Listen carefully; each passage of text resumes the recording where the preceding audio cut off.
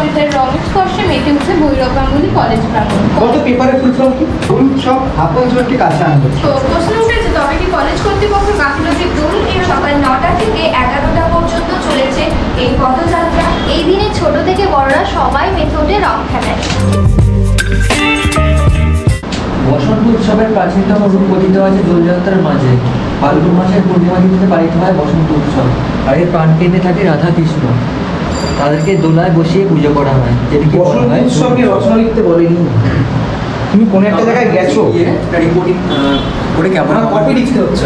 তুমি এইখানে গেছো, এখানে এই অনুষ্ঠান হয়েছে, বসন্ত উৎসবে কি কি হলো, কারা কারা এসেছিলেন, কি বক্তব্য, এটা তুমি এটা লিখেছো। বসন্ত উৎসব সম্বন্ধে রচনা হয়েছে, রচনা নয়।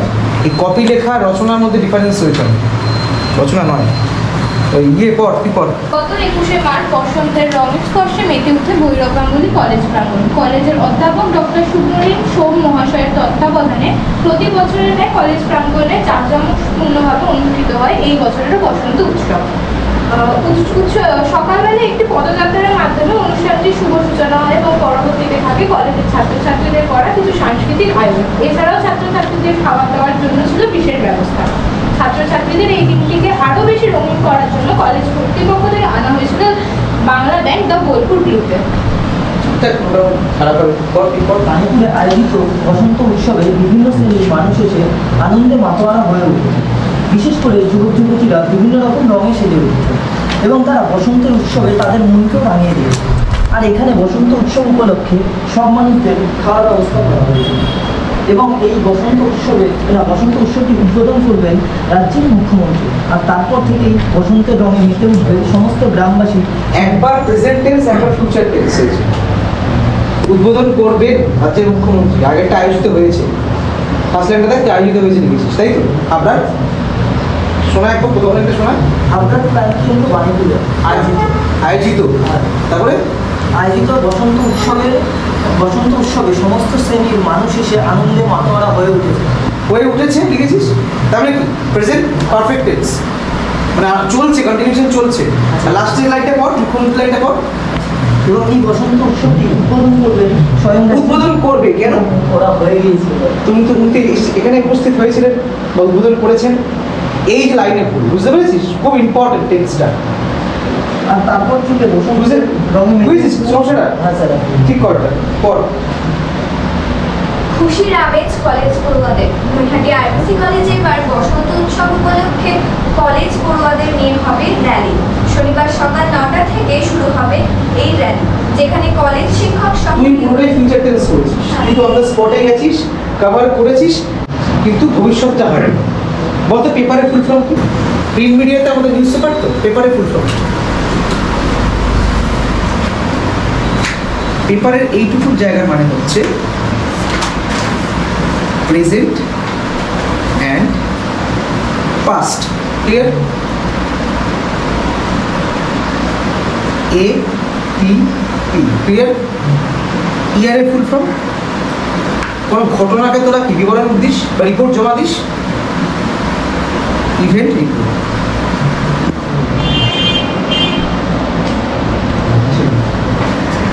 Present and past event report, এটা হচ্ছে পেপারের ফুল ফর্ম।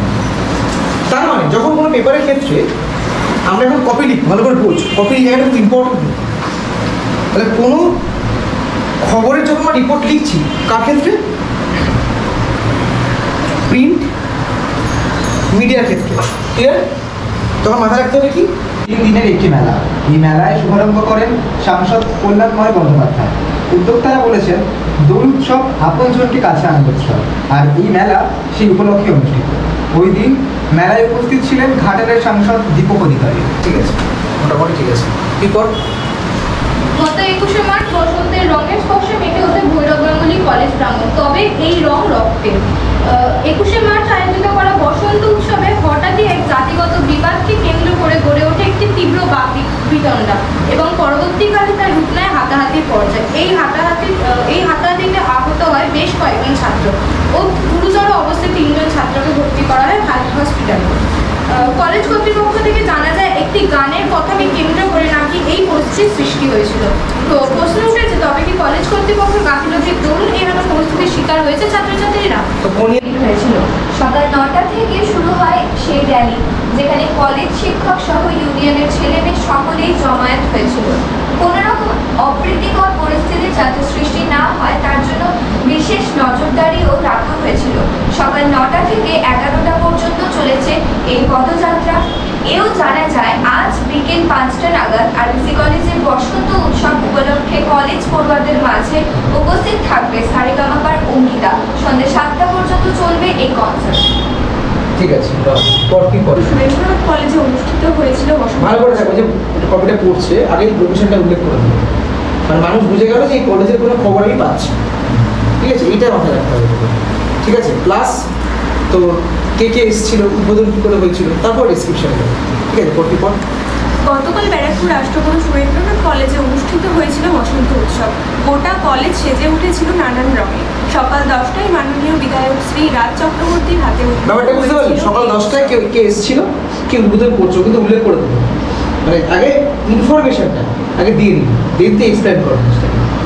ঠিক আছে, পর কলেজের বিভিন্ন ছাত্রছাত্রী এবং শিক্ষক শিক্ষিকারা নৃত্য ও সঙ্গীত উপস্থাপনা করেছিলেন। এই দিনে ছোট থেকে বড়রা সবাই মেতে ওঠে রং খেলায়। ঠিক তেমনভাবেই গত 25শে মার্চ দমদম মতিঝিল রবীন্দ্র মহাবিদ্যালয়ের ছাত্রছাত্রীরা মেতে উঠেছিল রং খেলায়।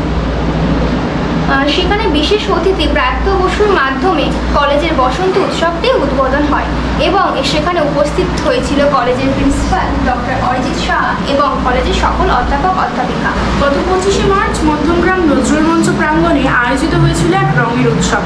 রঙের উৎসব বলতে আর বাকি থাকে না যে কথা বলছি দোলযাত্রার।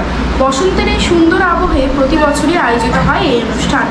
তবে এই বছর এই উৎসবের শুভ সূচনা হয় মাননীয় মুখ্যমন্ত্রী মমতা বন্দ্যোপাধ্যায়ের হাত দিয়ে। শুভ সূচনা করেছিলেন মাননীয় মমতা বন্দ্যোপাধ্যায় মুখ্যমন্ত্রী। হাত ধরে লেখার দরকার নেই, কপি একটা লিমিটেশন থাকে, আমাকে এইটুখানি জায়গার মধ্যে শেষ করতে হবে। তো ওয়ার্ড লিমিট খুব ইম্পর্টেন্ট করে মাথায় রাখবে। ঠিক আছে, যে হাত ধরে ওয়ার্ডটা ইউজ করলি, এক্সট্রা অ্যাড হলো, মাননীয় মুখ্যমন্ত্রী হচ্ছে না, উদ্বোধন করেছেন মাননীয় মুখ্যমন্ত্রী, ব্যাস গল্প শেষ। কারণ একটা জায়গার স্পেস থাকে, যেমন এইটুকু জায়গায় যেখানে লিখতে হবে ওয়ার্ড লিমিট 100 ওয়ার্ড, 150 ওয়ার্ড বা 50 ওয়ার্ডও হয় অনেক সময়। ঠিক আছে, তো যতটা পারে কম্প্যাক্ট জিনিসটা করার চেষ্টা করি। ঠিক আছে, এগুলো যেগুলো দেয় এগুলো হচ্ছে অ্যাভারেজ কোনো নিউজ, আর এই পার্টগুলো পুরোটা কন্টিনিউশন দেয়। আর এই পেজে এটা হচ্ছে মেন নিউজ। এই যে ব্যাপারটা, এটাকে বলে পেজ ডিজাইন, কীভাবে খবরগুলোকে সেটিং করবে বা পেজ মেকিং। আর এইগুলো হচ্ছে একটা কি কলাম, এগুলো একটা কলাম। ঠিক আছে, যারা কলাম লেখে তো তাদের আমরা কি বলি, কলাম রাইটার। কলাম রাইটার কারা কিসের আন্ডারে পড়ে, ডেস্কের আন্ডারে পড়ে। এটা প্রশ্ন হচ্ছে আমরা কপি লিখি কেন? 1 নাম্বার পয়েন্টে we have to write the any kind of incidents information. Use of language, ভাষার ব্যবহার, ইউজ অফ ল্যাঙ্গুয়েজ, ভাষার ব্যবহার। তারপরে লেখ নেক্সট পয়েন্ট, ওয়ার্ড লিমিট।